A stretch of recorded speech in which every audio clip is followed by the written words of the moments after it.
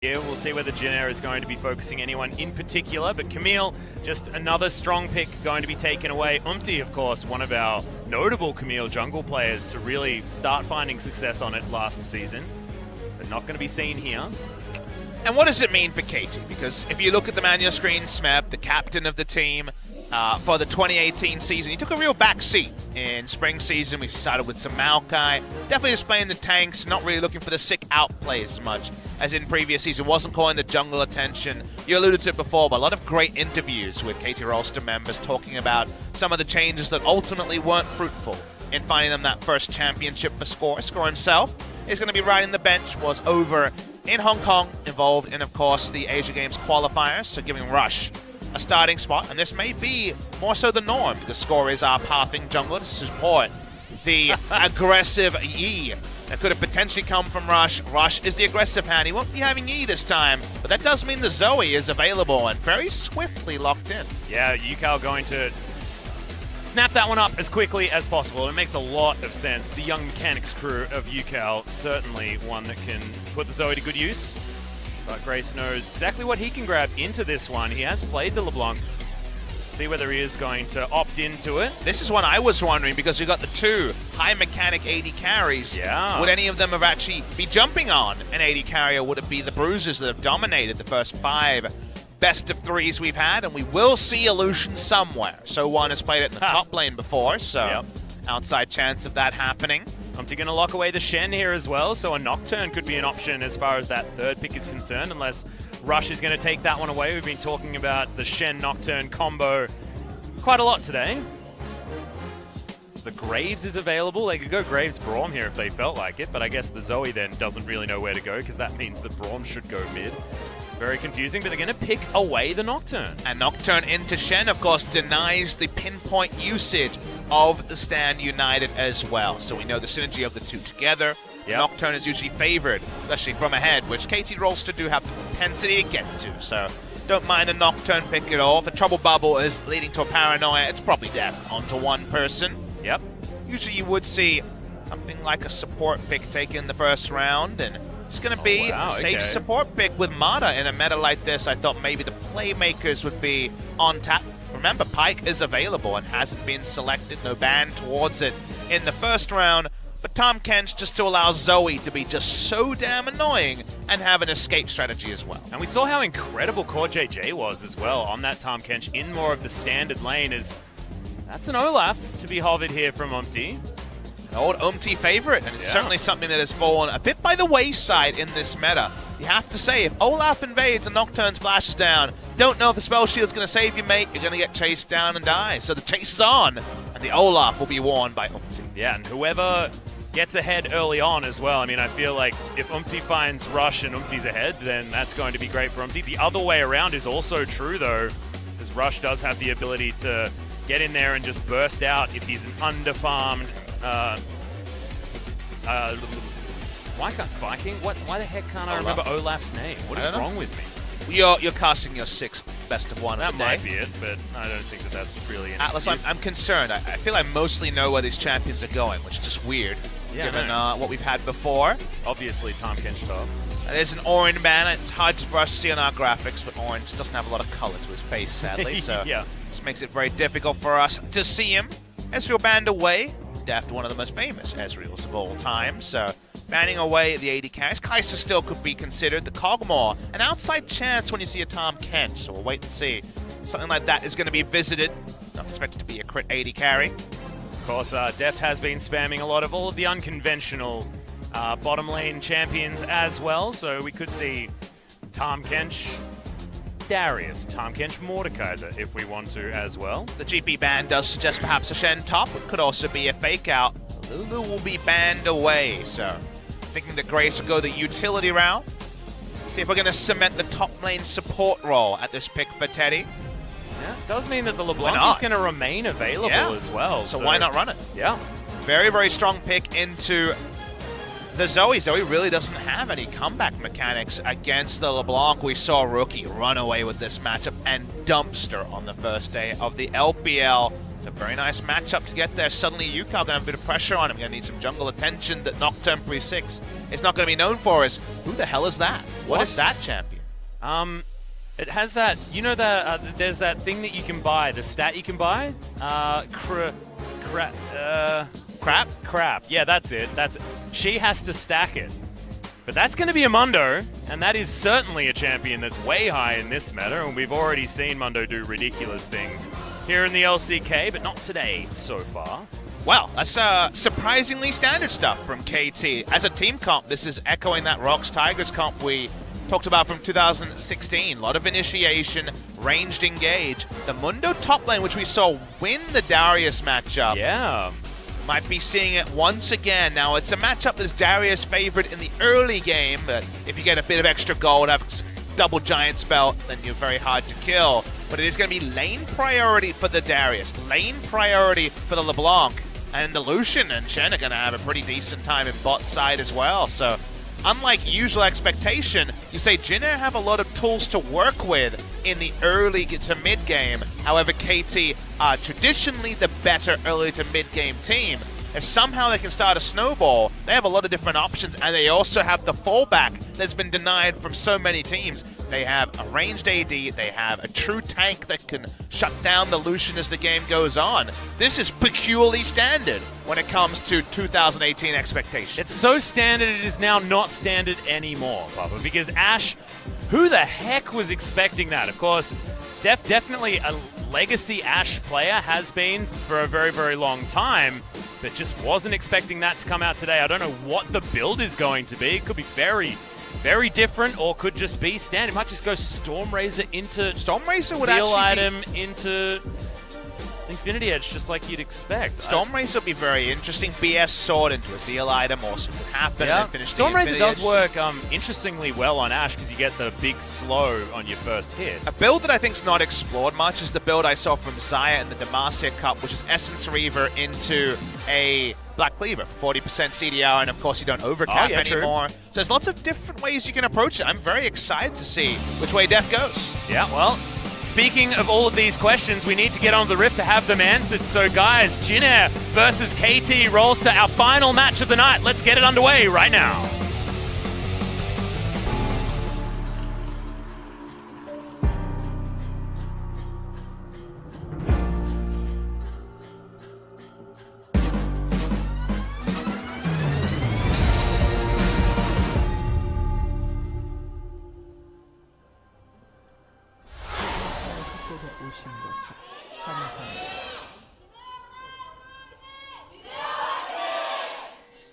Yeah, a lot of fans turning up for our final match this evening here in the Seoul East Stadium, and we'll see whether KT is going to be able to live up to that fan vote expectation of 89%. There's some Monk S in the crowd.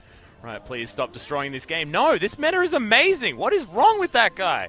I mean, look, there are definitely going to be people out there who have been conditioned to watch League of Legends a certain way who are going to be upset with how the meta is. So I can understand where the frustration comes from. Is Yukal is the man who, in interviews, as a young 17-year-old, has said, I will get that title for score, or may not be playing in this game, but certainly will be a big part of the squad. Yeah, and we have to remember that it was voting day today as well, which is why that sign was particularly funny to our Korean audience. Late ward here for Rush. A little pixel brush, but a lot of pings going down. Jin Air know exactly what's going on, so they probably understand that Rush will be going for more of a topside start, as we've got early to lane entry for both Teddy Nova and Deft Marta. Very, very interesting game to track, because KT are a team that, in 2017 especially, used to go to kind of the gravest of levels and the gravest of reaches to get lane priority. Rumble out of meta and tank metas, trying to get pushing lanes everywhere. They really don't necessarily have that here. Level 1 is very strong for Deft, able to control the wave smartly, and Deft and Mata are fantastic laners, but when it comes to specifically the LeBlanc and Darius, those are huge advantage to Jin Air when it comes to the laning phase, and if things start to go well for Jin Air and level 3 is hit, and Shen can have a bit more presence, even bot lane can be a bridge too far, and then Nocturne's just farming. So when you think of this meta, you think Bruisers and you also think early Snowball. You have a lot of options here, and they're definitely going to feel good about forcing UCal on the back foot and piling that LeBlanc on Grace. Yeah, you were looking at it and thinking that UCal was actually doing a bit of work there, but then Gray says, no, he's not, as he lands his combo and gets the electrocute proc. See how the lane shakes out, though, because KT knew that that LeBlanc wasn't off. There was no way that that pick was a surprise, so what is going to be the plan for it, I guess, is the question. Thinking more about build for the Ashe, of course. Old build was the Prey build, which of course was Essence Reaver into Zeal item into Infinity Edge. You gotta say that Ashe, compared to say Sivir and Lucian, doesn't really make much use of the new Essence Reaver. Maybe you just build the Blade of Ruin King for lane, just pick that up, and the lifesteal on the cheaper price is a fine control item. Go into something like still going towards the Hurricane, this could still be an option, and the Black Cleaver, which I mentioned, may really be a consideration because the Shred is very useful for the Nocturne. Yeah, maybe it even is that the new one. But Stormrazor is certainly an option as well. I'm very excited to see what Deft finally goes for. It feels like the lifesteal for lane is maybe a bit more safe for the Ashes. So on with his priority, puts down a ward, finds the Nocturne. They also pick up the Rift Scuttle. There's definitely plenty of places that Jin Air can find advantages, as for a third game in a row, I'm going to tell you all about that Rift Scuttle. Love that Rift Scuttle. Still one alive on the bottom side of the map, so might be able to see one in action in the wild in a small amount of time, but it's not going to be Rush heading over there. And I definitely appreciate seeing Rush on the losing end of a jungle matchup. They tried to pick him very good matchups when he first made his debut, right at the end in the final match day. For KT Rolster in the spring season, and it was much more about him outplaying on champions like Lee Sin that could get in there and scrap. The Nocturne is very much, in a game like this with losing lanes, hey, bide your time, you'll get there eventually. Seeing that dimension from Rush on KT, going to be sort of thing that is fans of this roster, and fans of him in particular, will be very happy to see. Well, he's not going to find that axe onto the aforementioned Rush, and I like that you bring that up because it even happened in the playoffs as well. I mean, the only games that he played were on Olaf, who was extremely strong at that particular point in time. UCal now happily underneath this turret, but Grace, as you could imagine, in control of this lane. Smeb up here. If he's alive and hasn't died by 15 minutes, the Mundo is going to be very happy, but I am still a little bit worried for Smeb. The Mundo isn't quite as clean a win condition as it was for the team yesterday that was playing it, where it was against the Ezreal Cannon lane that was coming through, and Griffin was able to outscale super hard. It still will be powerful, and speaking of powerful. Yep, he's going to make his way down. We do have the Devour coming in for Marta, trying to get Deft out of the way. He's going to eat the Grey health there, but is it going to be enough? Heal comes in. There's not a lot left remaining, but Teddy's going to sacrifice himself, and I'm not sure whether it's worth just for the first blood, because Deft will make it back to lane first. There's a lot of summoners from it, and I tend to agree with you. That's actually a big turn towards KT after investing Umti's time. Yeah, that was a big offensive flash from Teddy. We know that he's aggressive, and in fact, that's what Nova has learnt the most about when he was interviewed about what Teddy's playstyle is like as far as what he's used to. So that might have been too much so, and it is going to be Blade of the Ruin King for Deft. And how big is it that he can actually keep his flash and just get a straight bilge water on first back? It's a very nice spot for Deft, who will have the double peel, and I think the Hurricane, just to be able to AoE damage to Shen, Olaf, and Darius, who are just going to kind of be flashing towards him in every team fight. Could definitely be the secondary item there. Very unlikely to be in an Infinity Edge until much later in the build. We know that item is a little bit outdated. Yep, could potentially be the Blade of the Ruin King into Hurricane, into Infinity Edge, potentially. I think Black Cleaver almost will be there for Shred, but again, yes, an option is... Some chances there. I just want to see someone other than Yasuo build it. One day. Yeah, one day maybe. Umti is 2 levels up on Rush, who we saw trying to sneak into the top lane brush and give Mundo a bit of a hand. Well, so on, he's the one sneaking into the brush, the wrong side of the lane, so the Darius certainly having a good time as this steal is looking all too easy for Umti.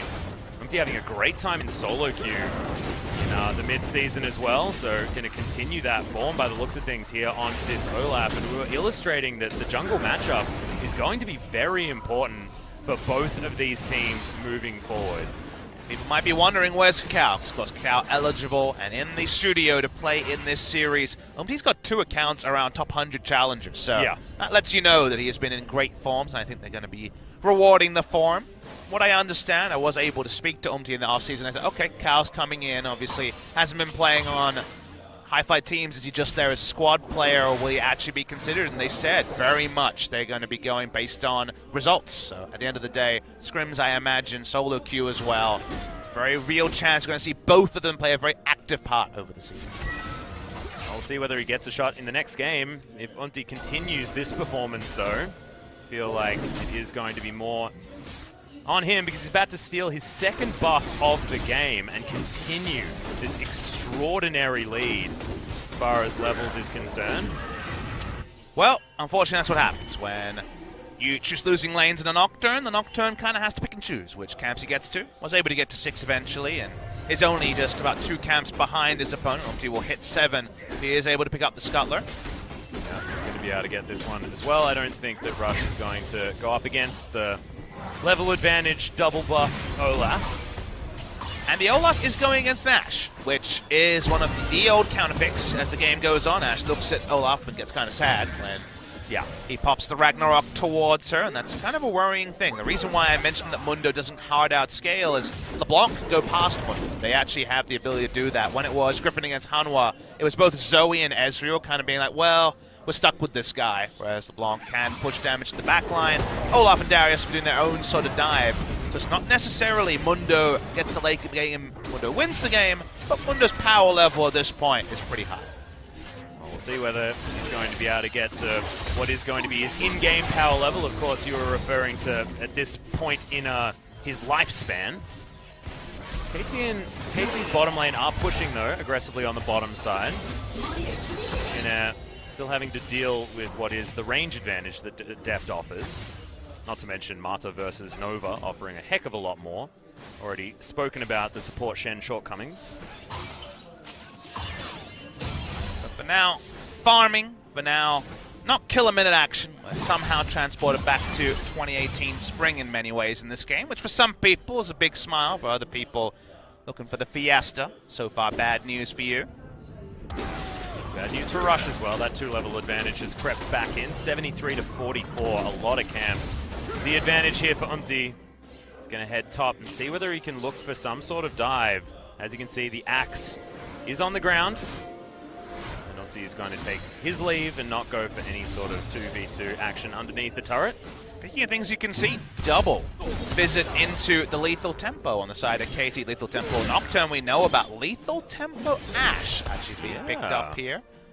Which again suggests the Hurricane build we were alluding to really shred and also burn down the health bars of people like Darius, Olaf, and Shen. Looking at gold values. The Ash is equal to the Lucian after the kill. Both of them picking up kills, I guess, overall. Yeah, and the first blood being equated by the extra CS that Deft has been able to pick up. Now that that wave is heading towards Teddy, though, that should be evened out. Looking for a back. Teddy, of course, has utilized his and didn't have to use his teleport on the way back in. Remember, guys, this is the reason why Teddy was able to get himself back up in farm was because that teleport was, in fact, available. Ash picks up her Blade of the Ruin King as well. He's showing a lot of respect after the Hawk shot went down. Mountain Drake the first spawn, but Umti's going for the power farm special, picking up every Scuttle Crab. He's just picking up whatever he wants this game. Well, that's what we kind of mentioned, is wherever he goes, if his lanes are with him, then he should be pretty free to go there. It's going to be a quick Drake, because Blade of the Ruin King is already complete on Teddy. Yep. And that one is going to be able to go down. No one else in the area. You've got that circle of control wards around it as well. The setup was great. All too easy here for Jin Air. Mountain Drake going to mean getting that first turret as well, just that little bit easier and snowballing their way forward. Certainly what they want to look at. It isn't necessarily what we expect from Jin Air as far as the comps, because we know this team is a team that plays extraordinarily long games.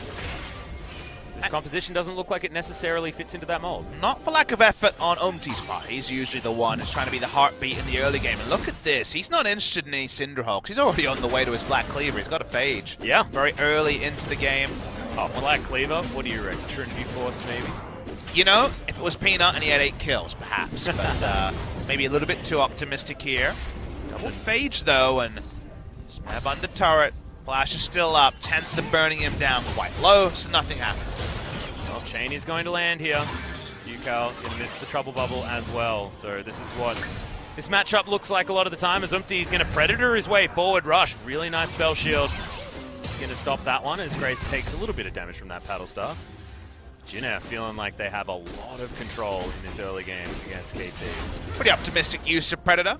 I believe this is the first LeBlanc we've had from the new LeBlanc, when she, well, new old LeBlanc in many ways. Yeah. No longer is the Gunblade the go-to. I think all the way back to dominant days of Faker in metas gone past. And remember, it was about 20% CDR. This version has a lot of wave clear. Goes 40% CDR, able to wave clear. Doesn't side lane quite as safely. Speaking of safety. Yeah, Yukal looking to try and get some damage onto Grace. Who's probably just going to go back home. Does have that CS advantage. Maybe has a few more items to purchase as well. So he goes home. Marta takes the right time to get some vision in the enemy jungle. Going to be Umti going back home. Some backs coming out from Jinner's bottom lane as well. Adjustments here from the LeBlanc expectations. The burst is going to be much shorter. The window used to be you have to wait for the proc for the passive. Now you're just able to QR, get the full damage out from a ranged harass. Doesn't quite have the sustain in the side lane, but can do a lot of things with the 40% CDR. And at level 16, I feel like she really hyperscales forward and can just poke under turrets, QR someone, and then have a full rotation available. So in a poke situation, which old LeBlanc didn't work in, this newer version is able to really pull things off. Well, Grace now on the move. As this bottom side jungle certainly under siege. So much vision available for Jinner around that area as well. Nicely timed Hawk Shot means that KT knows that they can clear it out if they want to. Anyway, heading towards the bottom outer turret. So everything just going back to normal, but it's another buff being picked up by Jinner. No trading done by Rush. I want a calculation of how many buffs he's got, but I think maybe it's just the first 2 on his way around the jungle. He's 6 camps ahead is the only thing that we can tell pretty cleanly. 24 CS ahead.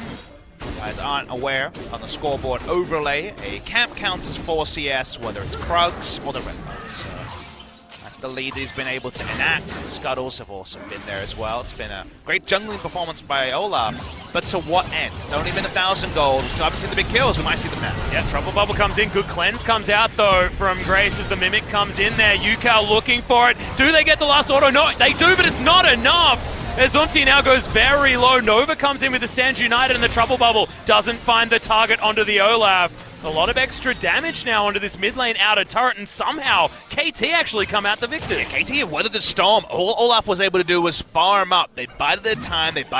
Nice rotation coming through from the Abyssal Voyage. Jinner haven't been able to blow open the game. And you keep giving gold to KT, they'll make you pay for it. Yeah, another Trouble Bubble comes in as Yukal wants to find some more damage, but is instead just going to go home.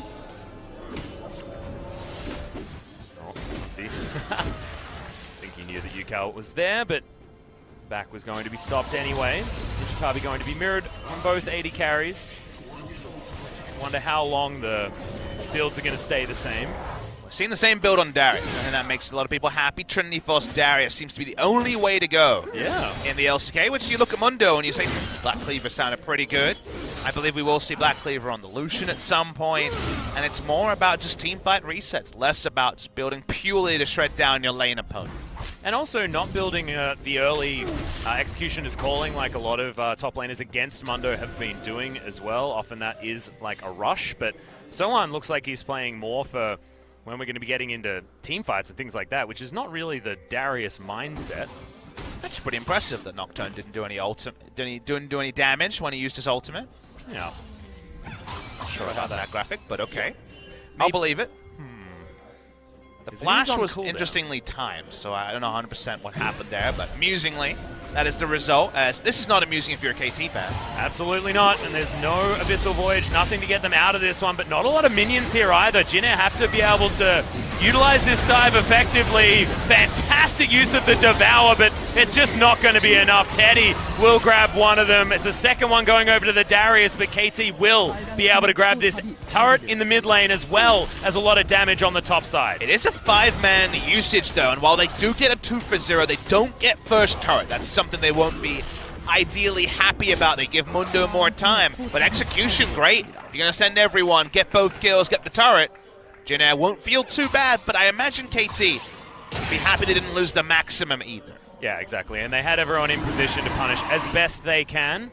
Infernal Drake is going to crop up now, and KT know it's most likely that Jin Air have gone back home again. They actually see the last part of the port back from Umti, which allows them to get control over this objective. Smebs walk down. So we will see that Drake started. This was also there for Jin Air. That will be where the lead was perhaps the most keenly felt. But it seems like Infernal will go the way of KT because it requires the full reset of Jin Air to pick up side lanes, and also Olaf was falling low. And it does feel like KT are more than happy just to play this game as slowly as possible, wait for Smeb to be that gigantic tank, and teamfight as effectively as they can. And if Mata is still on form, then the Tarmkan should be able to help the Ashe stay alive from Umti's dive recklessly into the back line. Can he stay up against Grace as well is the real question. It's a tough one because I just feel like Jin Air have a lot of options. No matter how this game goes, they already have a lead. Do consider that they don't have Engage. Engage is something that's kind of at a premium in this meta. A lot of fighters who, they can get down and dirty into 300 range, do a lot of damage, but true Engage kind of been at a premium. Ashe coming in provides ranged Engage. The Nocturne, hard Engage as well. There's more Engage on the side of KT, and we said in Champ Select and said, man, what a great drop. They can do so many things with it. They got a farm lead on Olaf and really not too much else. So given that as the game goes on, Mundo piles on health, the most awkward phase of the game, to me, was the early game for KT. The game is actually more up in the balance than you might suggest, and KT's probably happier to be 2 kills down than you might think. Now, the culling is going to be utilized just to try and take down this outer turret. Mata tanking it up as we speak as the arrow flies in. They just want to be able to get the one pick, but the Spirit's Refuge is there. Rush eventually gets it, but can Jin Air get anything back? The distortion comes in. Good stopwatch from Rush is going to keep him alive. As now Deft is going to take down the clone, but it is going to be Grace surviving. Meanwhile, Sowan doing that top laner thing as he split pushes to high heaven. Smeb should be able to get him off this turret, but is he going to be able to do it before he takes... No, he's not. Didn't have teleport, tried to walk over, thought the fight would continue, it doesn't. Thus, he loses a second turret in bot side as Umti's overstayed. Yeah, Yukal is going to jump his way forward. Not a lot of mana, but if you can just flash auto him, he's going to die, and that's going to be the first kill going over to the Zoe. And that was just Umti being a bit too brash, had flash, had ult, thought he'd be fine. He was not, had no reason to be there, cannot be there on the map in a competitive game. Maybe that defense works and solo queue doesn't here. I'm sure Kakao will have some words for him in the break between games, but that also kind of takes the shine off the good work of Sowan picking up that inner turret. Yeah. Now, Smeb has got himself very close to 2 items. It is against a Trinity Force Sowan, but Sterix isn't quite there just yet. And you mentioned the fact that KT do seem very happy just to sit back and let things happen. Gargoyle's Stoneplate now done for the Mundo. That's an item you don't see too often. Yeah, and also the GA second item for Rush as well. Kind of first item. You don't always include the warrior enchant there. He doesn't have a Shen, so he's saying, I'm going on a one-way trip. I don't think I'm getting devoured, and I can kind of understand the thought process behind that. It almost feels like Abyssal Voyage, Nocturne Ultimate, and a big arrow is going to be finding the backline a couple of times here. And I was going to talk about the Arrow Abyssal Voyage combo. It's much like the original Ashe combo where you throw out an arrow from base and then teleport to it. This time you've got your own support to help out. And I think we should talk about another combo, which is the Nocturne Paranoia Vision Reduction and Ashe throwing out the Ashe arrow. Hey, that's true. It's much harder to pull off any sort of clutch dodges on that ability too, so I'm always a big fan of the Paranoia just because vision reduction. You think of the old, I feel that the first time it kind of came into the public consciousness was Twitch Nocturne, both with and against Twitch when it came to his maximum range use of his ultimate, not being able to see him as he used abilities. So cool to see those combos still relevant many years later. See whether Twitch does make his way back. Oh wait, hang on, no, he builds crit. Never mind. He can build Blade the Rune King. I think everyone can, but then what happens after that is the real question. He gets 5 kills and buys a Zeal. Because he needs that much money to buy a dang Zeal. Speaking of which, it is going to be Deft completing the Hurricane. Teddy does have his Black Cleaver already done though. Looks to be going for Rapid Fire Cannon as his next choice as well as Yukal. He wants to find his way in. It's going to be another cleanse used out of Grace. It means he won't have it for this Sphere, but does have to flash out of the way of it. Umti's in, but he's not able to save the summoner spells of his mid laner. It's actually a big deal here for KT, who should be able to get some relevant damage on this outer turret. And the reason why the Flash for Flash is pretty good is that Yukal is there, does a lot of turret damage, and they're able to get the structure from this. Umti, again, is a one-man army, but...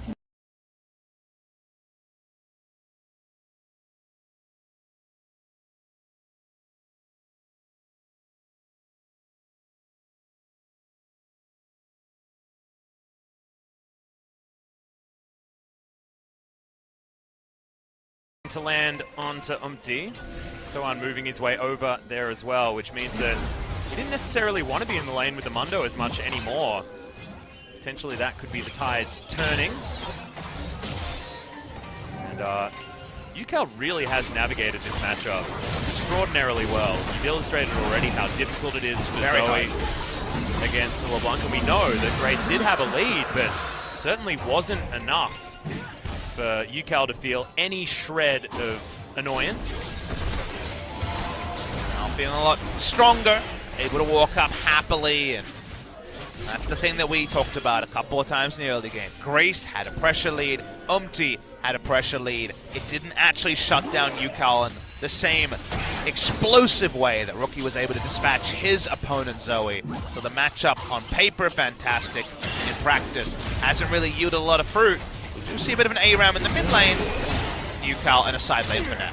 Yeah, this is what you're talking about, Grace able to poke in quite effectively, but it was on to Smeb, so he's not too worried about it at all. You can imagine Warmogs probably is coming in as the next item, and that will spell a lot of difficult times for Jin Air, because this Mundo is not going to be dying anytime soon. Heck of a lot of health coming in from the Warmogs, the ability to clear out waves with the Sunfire Cape, and the Gargoyle Stoneplate giving you so many resists and that active available as well. The doubt will start to creep as the control ward line for KT, which right now is basically absent, moves forward. The moment that they are able to take supremacy of the river, then you do have to suddenly think Paranoia could come at any moment. Ash Arrow could come at any moment. The engage is so strong for KT, and it's another comp we've seen so many times with the Bruisers. We see it again with Jin Air and Spirit, where with low engage, making things happen when you don't have map control, almost impossible. You can't find the fight you want because you don't have the exclusive vision to do so. Right now, KT, they do control that river. Suddenly, the momentum is largely completely swung to the side of KT. Arrow does fly in there, thankfully. Control ward is available, so Grace does know exactly what's going on. Rush hops in, actually not taking any damage at all from Grace. Feeling pretty tanky now. Does have a couple of sources of magic resistance so far in his back pocket, but expecting Grace to maybe do a little bit more with the items that he already has accrued for himself. Deft has a BF sword. Chance of an Infinity Edge intensifies. Could also be a Bloodthirster, got cheaper. Yep, and can also be an Essence Reaver. Can be a, Storm Razor as well. Who knows what it's going to be? But I want the Infinity Edge. I want to see him build an item that is borderline useless.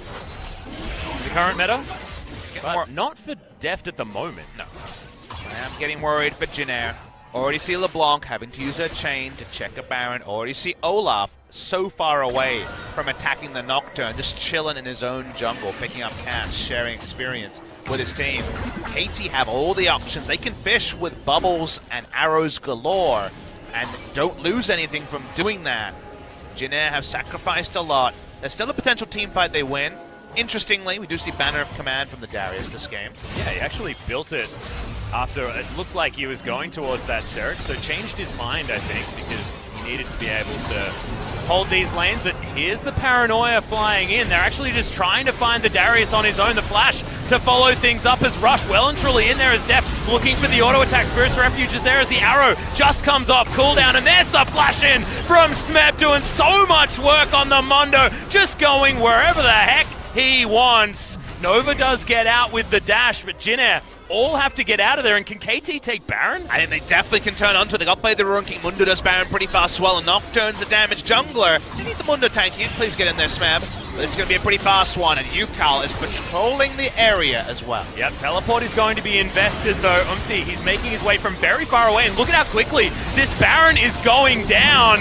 Can they actually get the smite? They certainly can, as it's going to be Rush able to lock that one in there, and the culling was practically ignored by the entire team of KT, who now just seem too tanky for Jinair to deal with. KT Rolster saw the weather report of stormy times in the early game, and they said, we can handle it. The antithesis of the KT Rolster we have known, who needed to win the early game or had nothing left. We mentioned that when they get map control, they can just go on closest target. They can just initiate with Nocturne or Ashe. This time, both ultimates come in. Darius goes down, and all Jinair can do is run away with their tail between their legs. And what has been sort of the KT way? Often it's, we want to go for flashy stuff. We want to go for these exciting engages. That was an engage where they invested everything that they had on a Darius that was caught out of position. That was opportunistic, and that was based off having just better vision control. And it wasn't, like, often you'll see that they'll fight the 4 with their 5 instead of picking off the one that's on his own because they feel greedy enough to just try and go for that. But instead, they go for the safe play. You're talking about antithesis, and I feel like that's another example of KT really changing things up. If they're going against Tide, at the end of the day, at the end of 2017, they sat down as a squad and said, well, we could never get past our cap, which was second place in spring and starting to fall away in summer. That's why Smeb came in as captain. They tried to play around bot lane instead. Mata said, no more roaming, I'm standing next to Def. That didn't get them the title either. Now they're tinkering even further, having Rush go against his normal Nidalee and Lee Sin aggressive tendencies, go for the Nocturne, bide his time, trying to bide their time, and so far, not making the mistakes. And remember, the mid to late game mistakes is the other thing that's really typified KT Rolster. Well, Def does have the Infinity Edge buffer. It's the first that we've seen on an AD carry in this meta, and we'll see what he's actually going to be able to utilize with it. The extra true damage is actually fantastic against a lot of these more burly bruisers rather than the true tanks. I don't know, man. I feel good about this. You're a KT fan, a lot to feel good about, but the game's not over. You can't spend your lead yet. You're only 2,000 gold ahead of the enemy, even though you're feeling good about the comps. Rush doesn't have that GA, so he has to be a bit scared. Yep. In fact, he might have to go home. 4v5 now initiated here for KT. Smeb, of course, not included in that particular calculation because he can still do whatever the heck he wants. 3 items now completed. Well, Drake might want to be clear just to force a spawn for something that you can fight over with the Elder Dragon next on the menu. KT pull out the arrow. Oh, lands onto Teddy, but he immediately QSS's it.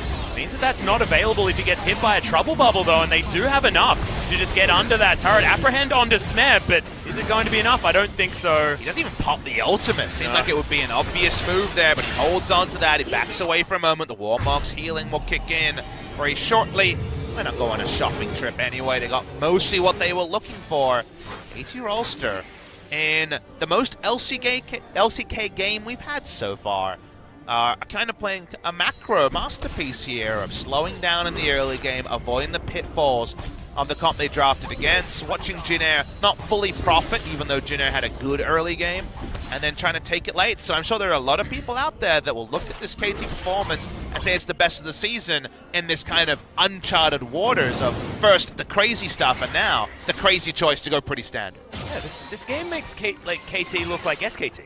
It's like they gained an S in the off-season. It's sort of like an SKT style, you know, weather the storm of the early game, and even if you're a little bit behind, it doesn't matter because we're going to outplay you in the mid to late game, and that's basically what they've done, even though the game certainly not over yet. 3,000 gold, nothing to scoff at, and it's 32 minutes for what feels like the first time in a long time, and we don't know who should be winning this game.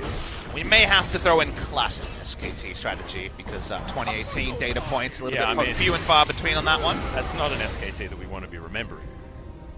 We are going to have a slight pause. Not entirely sure who it is does have a problem. We're going to start over in the KT booth, though. Thought it might be the Olaf saying, I took a lot of damage from that. I got a Black Cleaver. What's going on? Please don't hit me anymore. Zoe against a Black Cleaver Olaf is actually potential for a one-shot potential. Got an update on the new support for Jin Air. Nova having a bit of an issue. He's like, oh, I'm in this weird booth. What's happening? We'll see. Hopefully we can get this one sorted out as quickly as possible. Not entirely sure what the issue, in fact, is. You might be just wondering how the heck this game got away from them when the draft seemed so confusing based on 8.11. Really looking forward to hearing what, all of you analysts out there think about how this game is turning out as opposed to others based on the draft and what has happened actually as this game has gone on. Because this man on your screen, the first one to just go basically straight up crit. Sounds like the problem is solved, getting the update that we're getting back into game. And I think in general, we've all tried to be a bit slow to judge too much. I know a lot of people love to jump to conclusions, but considering a crit 80 carry, that seems even crazy for other regions where you see more 80 carry, but still not a visit to something like the Ashe with Infinity Edge. I'd love an interview with Deft to clarify that. He has a couple of other people who'll be vying for an MVP if KT are to close game one. Certainly. Still a few more plays to be made as KT moves these minions towards the enemy base. And good news, guys, I hadn't even noticed it, but Teddy is still Teddy. He has a complete truckload of CS. Yeah, he does. He's very, very good at killing minions. Currently 413 at 33 minutes is, I'd say it's doing okay. We've got Earth, Wind, and Fire Drakes as well. So shout-outs to them. Another Cloud is going to go down, and like we were talking about, the Elder Drake now, another win condition, and a win condition that we're not used to talking about on 8.11. And this game's going long. 33 minutes, 29. As we mentioned a couple of times already, all momentum with KT, but nothing to decide the game. What did we have? Like an 18,000 gold lead at 23 minutes earlier today? Yeah. This is the antithesis of that game. As I've said antithesis twice in one cast now. I can never say it again. Yeah, and I even stole it from you for one of the comments. So let's just put a veto on that one. All right. Boycott it. We got a Morimar Mortius being aimed for here by Deft. And guys, I do want to throw something out there, and people will see that this game has got a really large timer on it, and they'll see that Jin Air's in it, and they'll be like, oh, another Jin Air game. This wasn't Jin Air's fault. Jin Air tried to play the early game, and KT went with a late game comp as Ragnarok is got out with the ultimate from Deft. Don't know who wins that trade necessarily of the ultimates. There's a lot of engage potential now gone from KT. Not a CDR build on the Ashe either. Only has the 10% from items. It does mean that they can just straight up engage onto Jin Air, and Deft doesn't need to be as worried, at least for the next little while, from Monty, who does have a lot of CDR in his build, 30% just from items alone. Arrow will come up about the same time as Baron, and they have a great ability to turn off Baron. Nocturne into Ashe Arrow. They also have the Hawk Shot, which may not be deep wards, but will function as deep wards around a Baron take, and Mundo to tank it forever. So KT probably looking at a second Baron to close this game. I really like that. Throw out the Trouble Bubble and then utilize the fact that it's not there just to get some vision. Culling comes out from Teddy, but isn't going to find Yukal because Devour is available from Marta. Okay, Chain's going to land from Smed, but he doesn't seem too worried about it. Just wander away from damage from Grace. Grace is level 16, so can throw out the Mimic quite liberally. No Minion Wave actually far away as Rush is alone in topside. Yeah, Distortion is going to be returned to, though, for Grace, so it does give Rush a little bit of space in order to get himself out of there, and the Guardian Angel is now back off cooldown. What does it mean that KT is the team to slow it down, Atlas? I just don't understand. But what can you rely on KT to do? You can rely on them to surprise you almost every single time. Be it good, be it bad, it's often a surprise. Yukal's got a Blade of the Ruined King active that he's holding on to. Not often that you see that one, as he's looking for more. Paranoia is going to be opted in for, but not going to be chosen for the engage. Oh no, yes it is! Okay, Rush, you're going to have to use the flash to get out of the way, and even the GA is popped. That was an odd maneuver as Grace almost one-shot from the Paddle Star. But thankfully... Arrow! Oh, God! Blocked, actually, by Nova, and he almost needed to do that. Well, let's call him a baiter in that particular case. They were able to eventually engineer a very odd sequence of events that should get the Baron, but the contest is starting from Jinet. Yep, Sleepy Trouble Bubble is there just to try and do some zoning work here from UCal. He's going to pop over just to try and help with the damage, and that is going to be the second Baron going down for KT. 3.5 minutes with that available to them, but they don't have a GA on there. Nocturne, as well as the Paranoia being unavailable for about half its cooldown duration, but that's not too much of a thing to worry about, given the 3.5 minutes of Baron. I feel like that was either a 200 IQ Nocturne player or a 30 IQ Nocturne player. I can't tell. Give him the benefit of the doubt. All right, 200 IQ. Well done, Rush. Yeah, incredible play. Gotten the Baron. It did. What can you say? What else can If you say? were going to be results-orientated, it was a masterstroke. Orimar Mortius now completed for death. We'll see what his final item is. Looks like GA could be the possibility, unless he's just holding onto the stopwatch for this fight that is coming up. The second Baron that we felt was necessary to close out the game. Longest game of the season, 37 minutes this season, of course. Nice and short.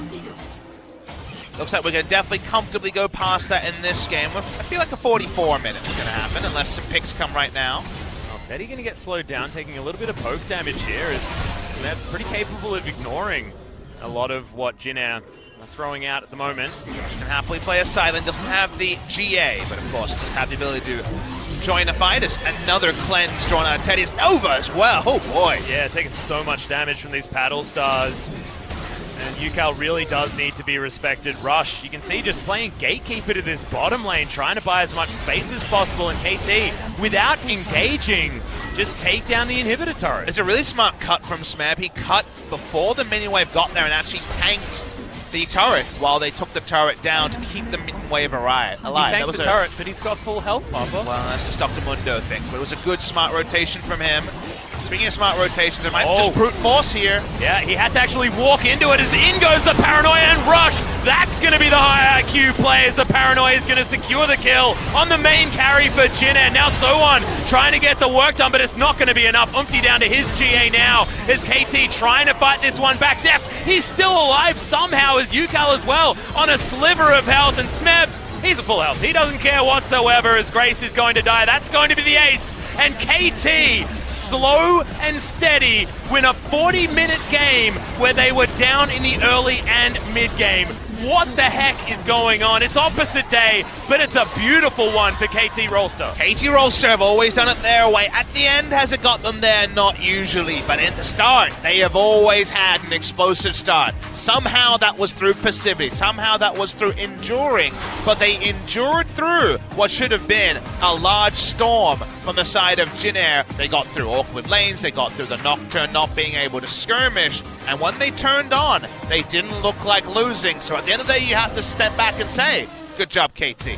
Yeah, fantastic job, KT. And Rush, I mean, the later stage of the game, played great, but at the beginning, he got schooled by Umpty. Really wasn't a great performance, but it was him playing back, him not going for any fights against the Olaf, and potentially that was just what the team agreed on, you know? Don't even worry about fighting for your buffs, just get the farm that you can and we'll win it late. And you gotta say, some teams will probably agree on watching KT in Game 1 and say, maybe we don't have to have a Mordekaiser AD carry. Maybe Kingzone will draw some inspiration from a comp that's definitely echoing some Kingzone comps. Especially when it's got an Ashe in it. If you can make Ashe work, that's a big thing. It's against Jin Air. It's not against one of our expected top 5 teams, but it was largely piloted well. I like to see Rush show some restraint until he very much didn't. That still worked out in the end. So results-orientated, most of the parts together were really things that you'd smile upon if you're a KT fan. Yeah, and it's reserved, intelligent play and not necessarily a play style that we see from KT all the time. Often it's intelligent aggression that we praise KT for, but this was just sitting back, allowing the game to go its own way until they knew that they could fashion a lead for themselves. Whew. Wasn't what I was expecting, but KT are going to give us the expected result, and it's going to have a time on the clock that you'd expect from a Jin Air game. It's almost like we've hit normalcy, but not normalcy at the same time. And having a look at this damage graph, you wouldn't expect that Zoe to be in a counter matchup that goes against her. Very impressive performance by you, Carl. It's a horror lane. It did not look like that. We did not see the LeBlanc preying upon the little skipping Zoe. So to put out the most damage and not have to be completely held in the mid lane was definitely a treat to watch from Yuka. Yeah, it was a treat to actually make it to a late game as well. So KT almost got us to that 40-minute mark. The Gathering Storms would have been really going off. But guys, a short break and then we'll be back for game number 2, KT versus Jin.